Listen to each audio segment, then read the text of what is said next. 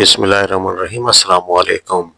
ولادت مبارکہ سے حلیمہ سعدیہ کی آغوش تک، تاریخ اس عظیم موڑ پر ذرا پیچھے مڑ کر دیکھیے جب حضرت ابراہیم علیہ السلام نے اللہ کے حکم سے مکہ کی بے آب و گیا وادی میں کعبہ کی تعمیر مکمل کی تھی۔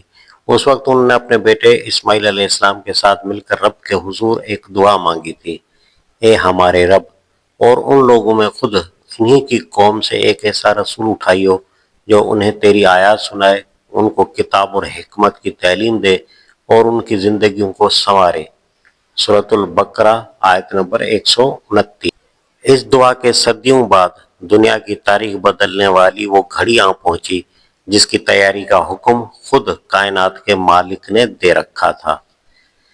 عرب میں حضرت عیسیٰ علیہ السلام کے بعد سے اہل کتاب میں یہ خبر عام تھی کہ ابراہیم علیہ السلام کی اولاد میں سے آخری نبی کا ظہور ہونے والا ہے، اور لوگ بے صبری سے اس عظیم شخصیت کے منتظر تھے۔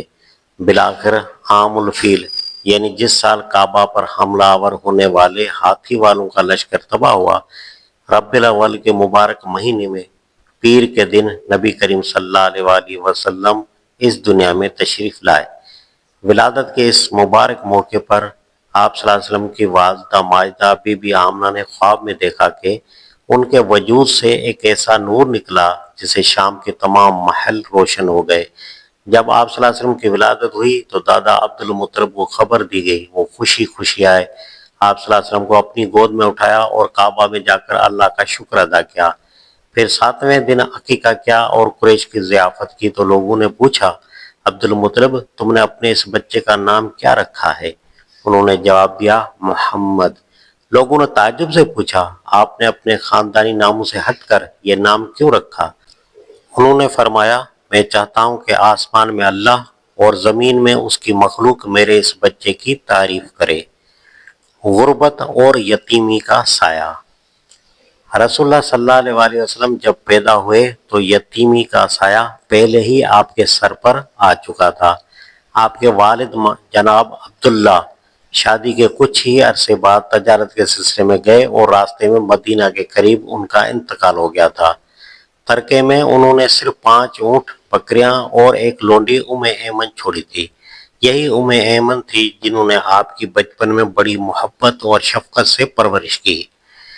قرآن مجید میں اللہ تعالیٰ اس یتیمی کا ذکر کرتے ہوئے فرماتا ہے: اور اللہ نے تم کو یتیم پایا، پھر جگہ دی یا پناہ دی۔ سورۃ الضحیٰ 6۔ وادی بنو سعد اور حضرت حلیمہ رضی اللہ عنہا کی برکتیں۔ مکہ کے شرفاء کا طریقہ تھا کہ وہ اپنے بچوں کو صحرائی علاقوں کی دیہاتی عورتوں کے سپرد کر دیتے تھے تاکہ بچے وہاں کی خالص عربی زبان سیکھیں اور صحرا کی کھلی ہوا میں تندرست و توانا ہوں۔ اسی مقصد کے لیے بنو سعد کی عورتیں بچوں کی تلاش میں مکہ آئیں۔ ان میں حضرت حلیمہ سعدیہ بھی شامل تھیں۔ حلیمہ بتاتی ہیں کہ وہ سال سخت قحط کا تھا، ان کی سواری اتنی کمزور تھی کہ قافلے کے ساتھ چلنا مشکل تھا، اور ان کا اپنا دودھ بھی بچے کے لیے پورا نہیں پڑتا تھا۔ جب تمام عورتوں کو امیر گھرانوں کے بچے مل گئے تو حلیمہ کے ہاتھ کوئی بچہ نہ آیا، کیونکہ نبی کریم صلی اللہ علیہ وآلہ وسلم یتیم تھے اور کوئی عورت کم معاوضے کے ڈر سے یتیم بچے کو لینا نہیں چاہتی تھی۔ حلیمہ نے اپنے شوہر سے کہا: واللہ مجھے خالی ہاتھ لوٹنا اچھا نہیں لگتا، میں اسی یتیم بچے کو لے لیتی ہوں۔ شوہر نے کہا: کوئی مذائقہ نہیں، ہو سکتا ہے اللہ اس کی وجہ سے ہمیں برکت دے۔ اور پھر معجزہ ہوا۔ حضرت حلیمہ کہتی ہیں کہ جیسے ہی انہوں نے محمد صلی اللہ علیہ وآلہ وسلم کو اپنی آغوش میں لیا، ان کا اپنا دودھ برکت سے بھر گیا۔ ان کا اپنا بچہ اور آپ صلی اللہ علیہ وسلم دونوں پیٹ بھر کر سو گئے۔ جب قافلہ واپس لوٹنے لگا تو حلیمہ کی وہی کمزور گدھی اتنی تیز چلنے لگی کہ قافلے کی دیگر عورتیں حیران ہو کر پوچھنے لگیں: حلیمہ، کیا یہ وہی گدھی ہے جس پر تم آئی تھی؟ بنو سعد کے علاقے میں پہنچ کر جہاں ہر طرف خشک سالی تھی، حلیمہ کی بکریاں پیٹ بھر کر دودھ دینے لگیں۔ ہر شخص حیران تھا کہ اس یتیم بچے کے قدم پڑتے ہی حلیمہ کا گھر برکتوں کا مرکز بن گیا ہے۔ آپ صلی اللہ علیہ وسلم کی عمر مبارک جب 2 سال ہوئی تو دودھ چھڑانے کا وقت آیا۔ حلیمہ آپ کو مکہ میں والدہ کے پاس لائیں۔ لیکن صحرا کی فضا کی برکت اور بچے سے محبت کی وجہ سے بی بی آمنہ سے درخواست کی کہ اسے کچھ عرصہ اور ان کے پاس رہنے دیا جائے۔ شک صدر کا واقعہ: جب آپ صلی اللہ علیہ وسلم کی عمر 4 یا 5 سال کے قریب ہوئی تو ایک دن آپ صلی اللہ علیہ وسلم اپنے رضاعی بھائی کے ساتھ گھر کے پاس بکریوں کے ساتھ کھیل رہے تھے۔ اچانک آپ صلی اللہ علیہ وسلم کے رضاعی بھائی دوڑتے ہوئے گھر آئے اور بولے، اماں، میرے قریشی بھائی کو سفید کپڑوں والے 2 آدمیوں نے لٹا کر اس کا پیٹ چاک کر دیا ہے۔ حلیمہ اور ان کے شوہر گھبرا کر بھاگے ہوئے پہنچے تو دیکھا کہ بچے کا رنگ اڑا ہوا ہے۔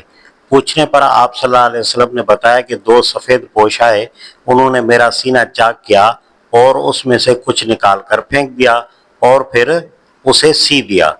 اس واقعے سے حلیمہ اور ان کے شوہر خوف زدہ ہو گئے اور انہوں نے فیصلہ کیا کہ اب اس امانت کو محفوظ طریقے سے ان کی والدہ کے سپرد کر دیا جائے۔ والدہ ماجدہ کا سایہ بھی اٹھ گیا۔